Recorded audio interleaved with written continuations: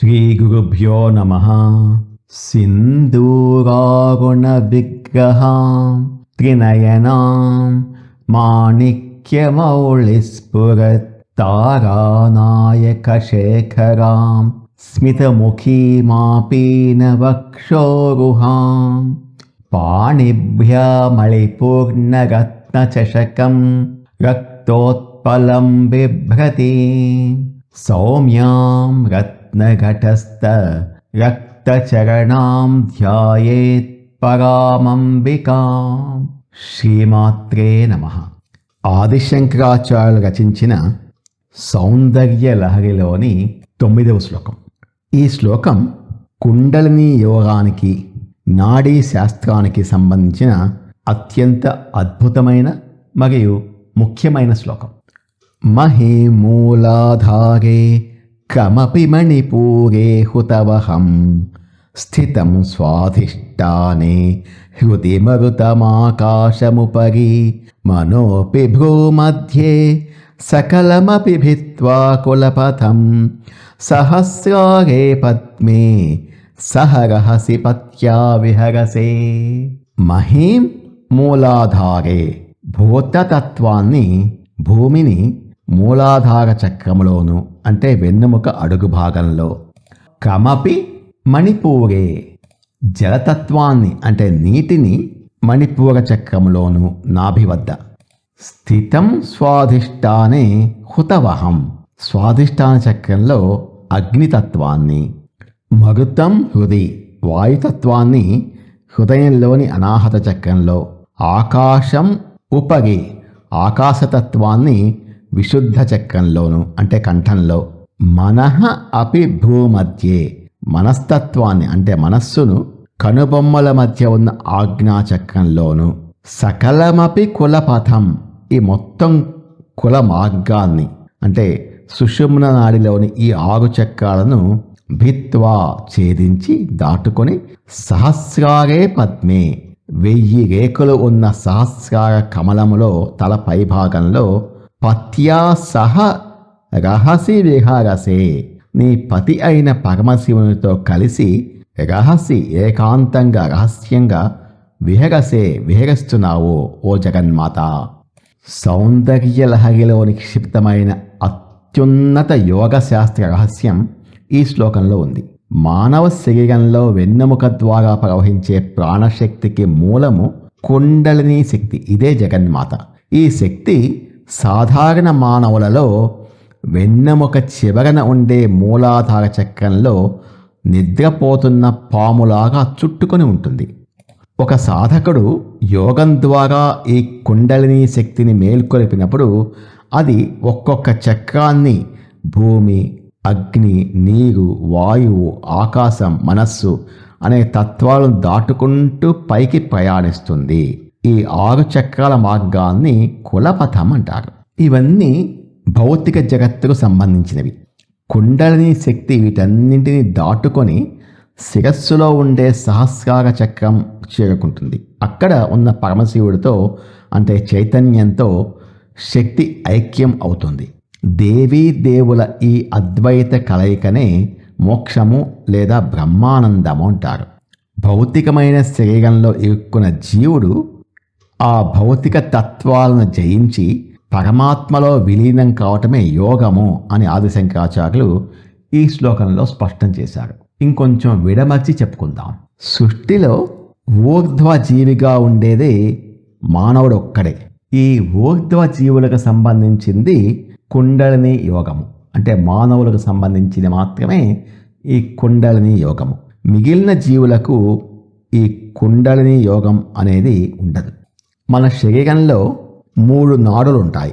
ఇడ, పింగళ, సుషుమ్న నాడులు. నాడులు అంటే నరాలు కాదు, నరములు భౌతికమైనవి. మనం నరాలని కంటితో చూడవచ్చు, కానీ నాడులు భౌతికమైనవి కావు. ఇవి ఒక విధంగా మన ఎక్స్రేస్ కిరణాలు, అయస్కాంత బలరేఖల్లాగా ఉంటాయి. వీటిని మనం కళ్ళతో చూడలేకపోయినా కూడా వాటి ప్రభావాన్ని గుర్తించగలము. ఇడానాడి అనేది మనకు ఎడమ వైపు ఉంటుంది. దీన్ని పురాణాలలో గంగా నదితో పోలుస్తారు. పింగళ నాడి కుడివైపు ఉంటుంది. వెన్నుముకకు ఎడం వైపు ఉండేది ఇడానాడి, వెన్నుముకకు కుడివైపు ఉండేది పింగళ నాడి. దీన్ని పురాణాలలో యమునా నదితో పోలుస్తారు. ఈ రెండు నాడుల మధ్య అత్యంత సూక్ష్మమైన ప్రదేశము ఇంకొక నాడి ఉంది. అది సుషుమ్న నాడి అంటారు. దీన్ని పురాణాలలో అంతర్వాహిని అయిన సరస్వతీ నదితో పోలుస్తారు. అంటే త్రివేణి సంగమము. ఒక సాధకుడు సాధనలో సుషుమ్న నాడి ద్వారా ఈ కుండలిని శక్తి అనేటటువంటి అమ్మవారు, ఇంతకు మనం చెప్పుకున్నాం కదా, కుండలిని శక్తి అంటే అమ్మవారు అని. ఈ అమ్మవారు వెన్నెముక కింద కొస నుండి బ్రహ్మరంధ్రం వరకు పైకి ఆరోహణం చెందుతుంది. ఇలా ఆరోహణం చెందుతున్నప్పుడు జరిగేటటువంటి మార్పులే ఈ శ్లోకంలో తెలుపబడ్డాయి. సుషుమ్న మార్గమునందలి కొన్ని నిర్దేశిక బిందువుల వద్ద పంచభూతాలు ఉంటాయి. మనస్సును నియంత్రించే శక్తి కేంద్రంలో ఉంటాయి. వీటిని షట్చక్రాలు అంటారు. మూలాధార చక్రము, దీన్నే ఆధార చక్రము అంటారు. ఇది వెన్నెముక కింద కొన వద్ద అంటే గుదస్థానం వద్ద ఉంటుంది. స్వాధిష్టాన చక్రము స్ప్లీన్ ఉండే ప్రాంతంలో ఉంటుంది. మణిపూర చక్రము బొడ్డు నాభి వద్ద ఉంటుంది. అనాహతము గుండె ఉండేటువంటి హృదయంలో ఉంటుంది. విశుద్ధి చక్రము గొంతులో వోకల్ కార్డ్స్ వద్ద ఉంటుంది. ఆజ్ఞాచక్రము రెండు కనుబొమల మధ్య ఉంటుంది.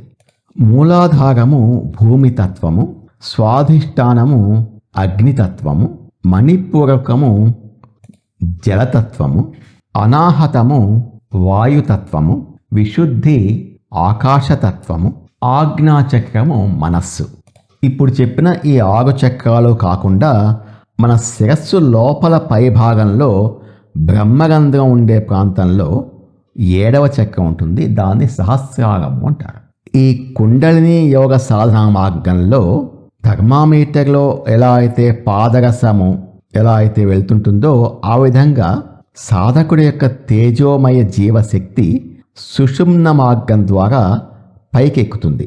ఈ ఆరోహణలో మొట్టమొదట ఆ కుండలిని శక్తి అనే అమ్మవారు మూలాధార చక్రానికి వచ్చినప్పుడు అక్కడ ఉన్న ఆ చక్రము నియంత్రణ చేసేటటువంటి భూతతత్వాన్ని ఛేదిస్తుంది.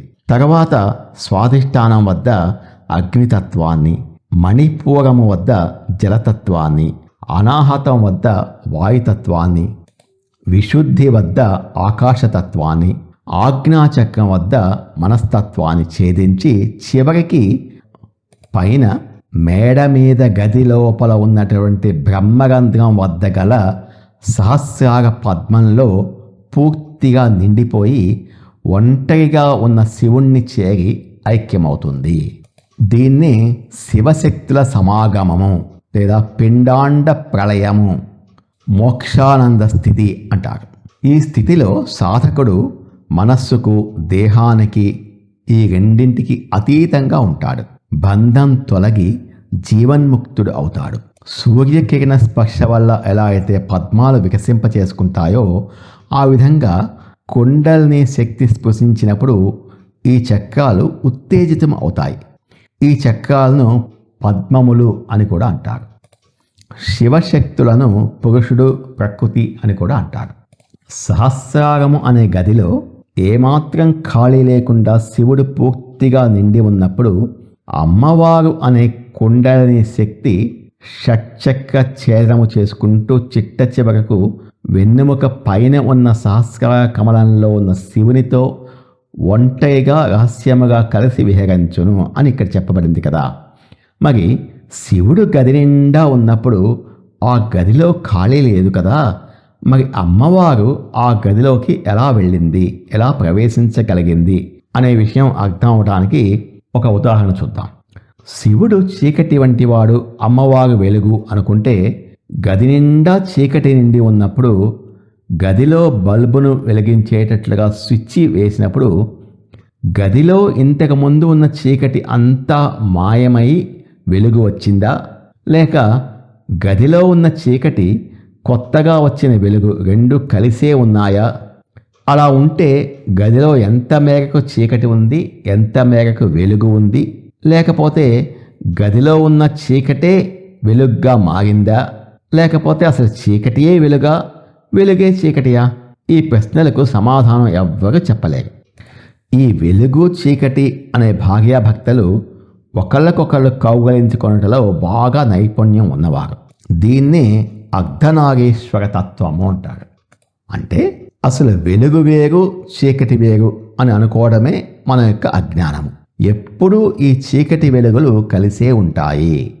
అటువంటి వెలుగు చీకటిల యొక్క ప్రతీకలే శివశక్తులు. వీరిద్దరి మధ్య ఉన్న పరమ ఉత్కృష్టమైన అవగాహన, సర్దుబాటు తత్వమే వారిది దివ్య దాంపత్యము అని అంటానికి కారణం. ఈ విధమైన దాంపత్యము సృష్టిలో ఇంకెవ్వరికీ ఉండదు అని అంటారు. మహీమూలాధారే కమపి మణిపూరే హుతవహం స్థితం స్వాధిష్టానే హృది మరుతమాకాశముపరి మనోపి భ్రూమధ్యే సకలమపి భిత్వా కులపథం సహస్రారే పద్మే సహరహసి పత్యా విహరసే. ఓ జగజ్జనని, మూలాధార చక్రమందు పృథివీతత్వాన్ని, మణిపూరమందు జలతత్వాన్ని, స్వాధిష్టానమందు అగ్నితత్వాన్ని, హృదయమందు అనాహతమందు వాయుతత్వాన్ని, విశుద్ధియందు ఆకాశతత్వాన్ని, భూమధ్యంలో ఉండేటటువంటి ఆజ్ఞాచక్రాన్ని అంటే మనస్తత్వాన్ని, ఈ విధంగా సుషుమ్నా మార్గము అంతును ఛేదించుకుంటూ పోయి చిట్ట చివరకు సహస్రార కమలమందు ఒంటరిగా ఉన్న నీ పతి అయిన సదాశివునితో కలిసి రహస్యముగా భేగించుచున్నావు కదా అని శ్రీ లలితా త్రిపురసుందరీ దేవిని కీర్తిస్తున్నారు. ఓ తత్సత్. ఈ సౌందర్య లహరీదేవి సిరీస్ మీకు నచ్చినట్లయితే ఈ వీడియోని లైక్ చేసి మన అనంత భక్తి ఛానల్ను సబ్స్క్రైబ్ చేసుకోండి. ఓం శ్రీమాత్రే నమః. ఏతత్ఫలం శ్రీ లలితా త్రిపురసుందరీ దేవి చరణారవిందార్పితమస్తు. స్వస్తి.